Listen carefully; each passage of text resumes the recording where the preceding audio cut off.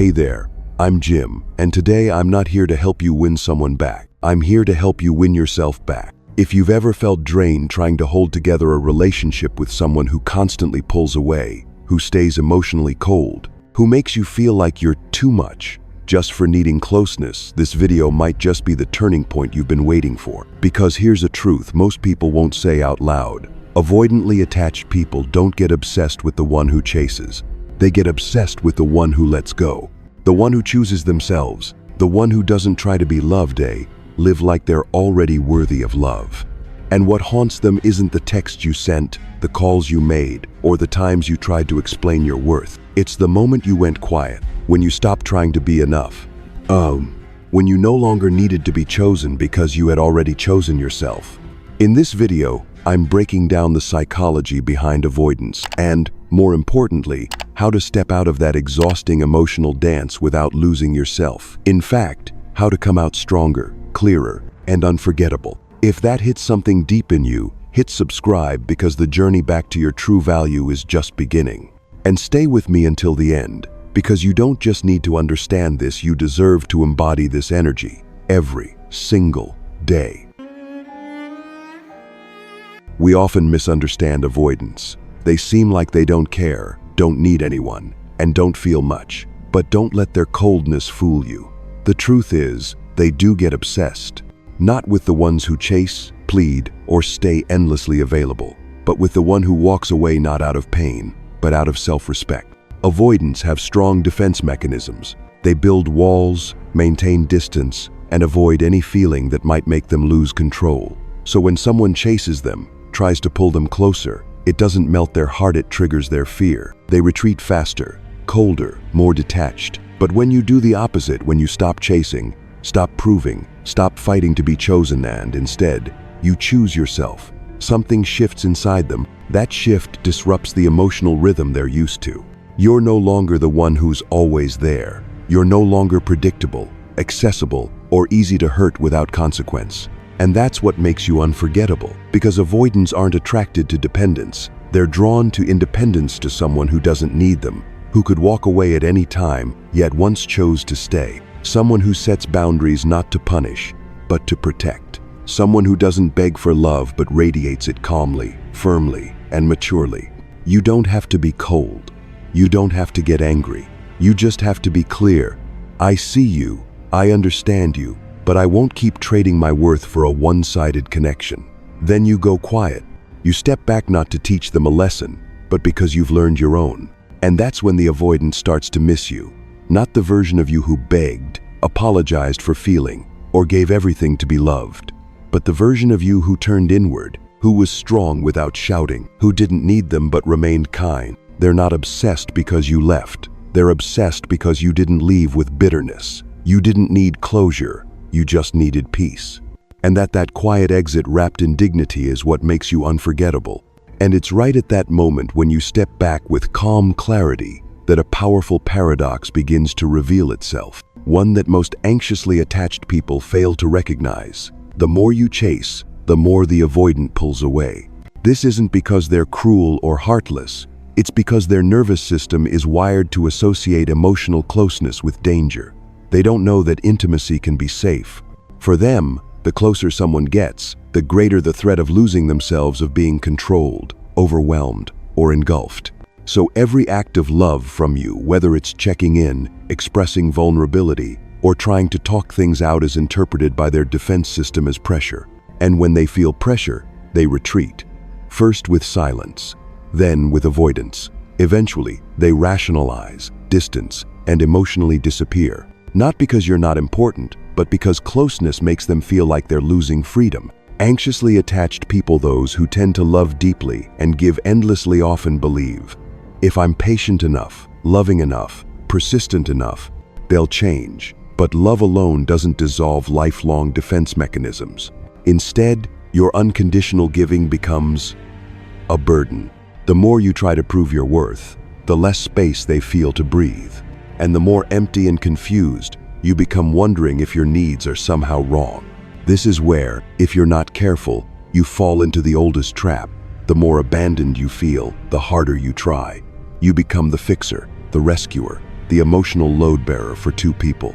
And the relationship becomes less a connection between two equals and more a drama between one runner and one chaser. But here's the powerful truth you need to hold on to.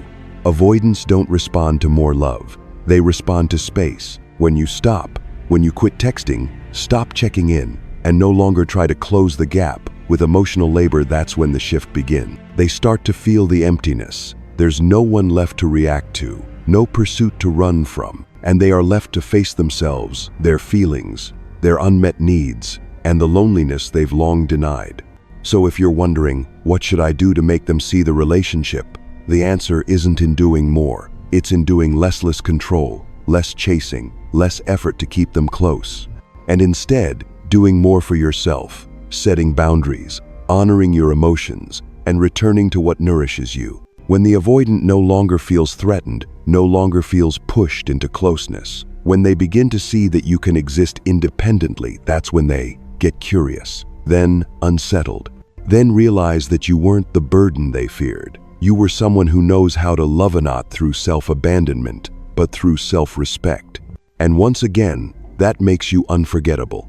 And when you start doing less for them and more for yourself, something begins to shift inside you. No longer are you silently hoping they'll come back. No longer are you thinking, if I pull away the right way, maybe they'll realize. Because by now, you've begun to touch something even more powerful than distance through detachment. This isn't a mind game. It's not strategic silence meant to trigger their fear of loss.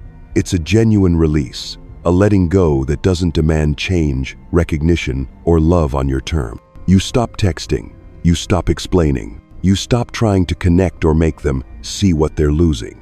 And not because you're angry, but because you're awake. This awakening comes when you finally see the pattern. You've always been the initiator, the peacemaker, the emotional anchor, and you're tired.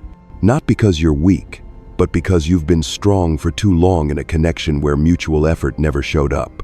So you stop pretending to be strong and instead, you become truly strong by letting go. Letting go isn't surrendering. It's the quiet acknowledgement that real connection never needs to be forced.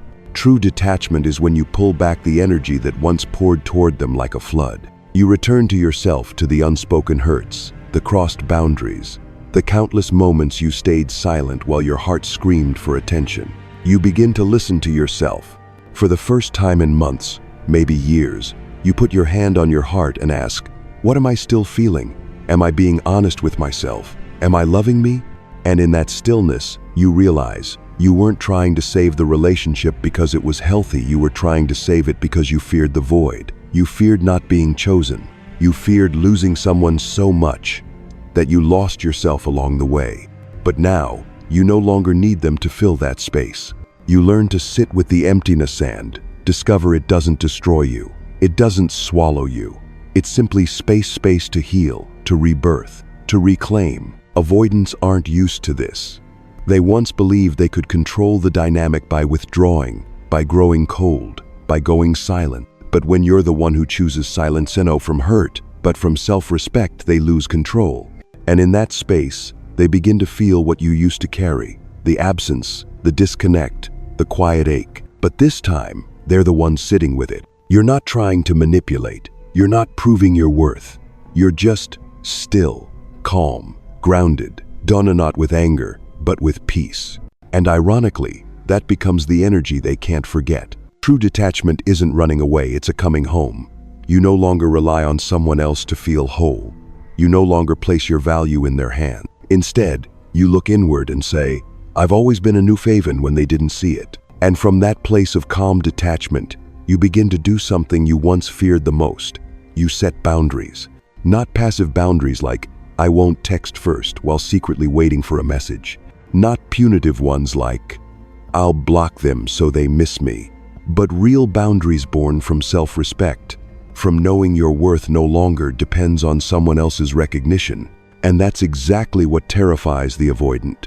Because boundaries, to them, aren't just rules, they're mirrors of emotional responsibility, the very thing they've spent their lives avoiding. When you start saying no clearly, when you stop absorbing every emotional wave they throw at you, when you stop offering unconditional forgiveness, they don't just lose control, they're forced to face themselves. Avoidants thrive in emotional safety zones where they control the pace, the distance, and the intensity of the connection. They're used to disappearing when things feel too close, then reappearing when they miss the comfort. They're used to you always being there, easy to access, easy to forgive, easy to hurt. But boundaries break that cycle. Boundaries say, I'm not here to absorb your fears. I'm not your emotional dumping ground. And for someone who's relied on emotional control, this is a shock to the system, because now you're setting the tempo. You decide when enough is enough. You decide when to step back or when to walk away entirely. Your calm firmness throws them off. You're not yelling. You're not accusing. You're not playing guessing games. You're simply saying, I see how you're showing up and that doesn't work for me. And then you step back. Not to scare them, but because you no longer need to be understood to validate your truth. You no longer need agreement to know your standard is fair. You don't need them to get it to choose better for yourself. What unsettles the avoidant most is this. They're no longer in charge of the emotional rhythm. You are. And you're setting the passano from fear of losing them, but from alignment with your self-worth. When boundaries are set with clarity, not anger, something profound begins to happen. The avoidant can't rely on old tactics. They can't disappear and return as if nothing happened. They can't keep testing your patience. They no longer have access to your heart unless they come through the front door with emotional maturity in hand. You become a standard, not a pursuer, not a challenge in the cold, distant sense, but someone who can no longer be manipulated. And what makes you unforgettable isn't rebellion or aloofness, it's how you've grown. Quietly, clearly, with dignity. You don't need them to feel whole. You need clarity. You need reciprocity. And when that's not there, you walk not in anger, not in resentment, but with resolution. And when you hold your boundaries without losing your warmth, something unexpected begins to happen. The person who once avoided you starts to show up, not loudly, not with grand emotional confessions, but with subtle gestures, micro hints. They won't say, I miss you, or I need you. Instead, they'll reference something you once said, send a song link only you would understand, or ask about some small detail, signaling that they've been paying attention. Avoidantly attached individuals rarely dive straight into intimacy. They test the waters through small signal-hidden inside jokes, playful sarcasm, or seemingly offhand comments. If you're not emotionally grounded, you might miss these signs. If you're too eager, you might misread them. But if you stay centered, you'll recognize them for what they are. Safety tests. They're quietly asking, can I get closer without being judged or controlled? And if the environment remains safe and undemanding, non-reactive, pressure-free, those micro hints begin to shift into macro reveals. This is when they start to open up more deeply. No more half jokes or coded language. They begin to share real pieces of themselves, their past, their pain, their fears, the stories they've kept buried even from themselves. They speak not because they need fixing, but because they need witnessing without reaction. Because what avoidants fear most isn't love. It's losing themselves in love. And when you prove, I can stand beside you without trying to shape you. I can care without overwhelming. I can love you without making you the center of my self-worth. That's when they begin to exhale. That's when they start to touch an intimacy they never believed was possible. The emotional unfolding of an avoidant is never loud. It's slow, layered, and built on one thing: non-judgmental safety. And you can only create that safety when you don't need them to feel whole. When you don't make them responsible for healing your wounds. When you approach them not as a child begging for love, but as an emotionally mature adult capable of giving and receiving love freely. They may retreat after a macro reveal. They may disappear for a few days right after opening up. But if you don't panic, don't blame, don't judge, they'll begin to return. Not quickly, not dramatically, but steadily. Because now, you're not a threat. You're a safe companion. And through those rare moments of vulnerability, however small, they reveal something important. Avoidants don't hate intimacy. They just fear intimacy that leaves no space to breathe. But when you don't overreact, when you don't make their emotions your responsibility, they begin to sense the shift in you. You're no longer the pursuer. You've become the challenge. Not the manipulative kind of challenge, not the cold, distant silence designed to lure someone in, but a true challenge because you're no longer easy to sway, no longer pleading, no longer abandoning yourself to keep a connection alive. You no longer need them. And that's exactly what makes you hard to keep, because you used to always be there. You forgave, you waited, you gave until you were empty. But now, you don't do that anymore. Not because you flipped a switch, but because you've grown. You no longer love to be chosen. You love when the relationship is worthy of you. Avoidants are used to imbalance. They're used to someone chasing while they retreat. But now, they're no longer setting the emotional tempo. You're not clinging. You're not rushing. You're not throwing your heart forward and hoping they catch it. You're observing. You're sensing. You're deciding whether or not to stay based on action, not promises, not scarcity-driven longing. And that's when they start to get confused, because you're no longer reacting the way they expect. When they pull away, you don't panic. When they return, you don't swing the door wide open. When they feel something, you don't decode it. You let them figure it out themselves. You've become calm, not because you stopped caring, but because you've stopped managing their emotions. You're responsible for your own end. That clarity makes you powerful in a way that they find deeply magnetic. Avoidants aren't drawn to pursuit. They're drawn to inner stability, something they've never truly known. And when they see that you're still centered even in their silence, that you no longer orbit around them, that you live and love with truth but without needing to win anyone, they don't know what to do with that energy. Because you've broken the cycle. You're no longer playing the role of the good enough to be chosen one. You're the chooser now, the boundary holder, the person who loves with maturity. And that doesn't just make you a challenge, it makes you a mirror. In you, they see what they've always lacked. The ability to be present without being swallowed. The ability to connect without collapsing. The ability to love without needing control. And in the end, what you need to remember isn't how to make the avoidant come back. What you need to hold on to is this. You're no longer here to be chosen. You're here to choose yourself. Throughout this journey, you've let go of control, let go of the fear of abandonment, and stepped fully into this truth. Your worth isn't defined by who loves you. It's defined by how deeply you love yourself. You've learned to stop chasing validation from someone who wasn't ready. You've learned to hold boundaries not to create distance, but to protect the peace within your heart. You've learned to love without erasing yourself in the process. And that's what makes you unforgettable. Not because you tried to become a challenge, but because you became the strongest version of yourself. You're no longer waiting for someone to recognize your value. You're living in it every single day.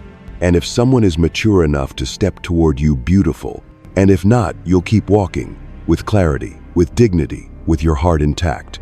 If this video resonated with something deep inside you, hit subscribe and join me on this journey of emotional healing and secure self-connection. Share this with someone who needs to hear it. And remember, you don't need to chase love to be loved. You just need to return to yourself.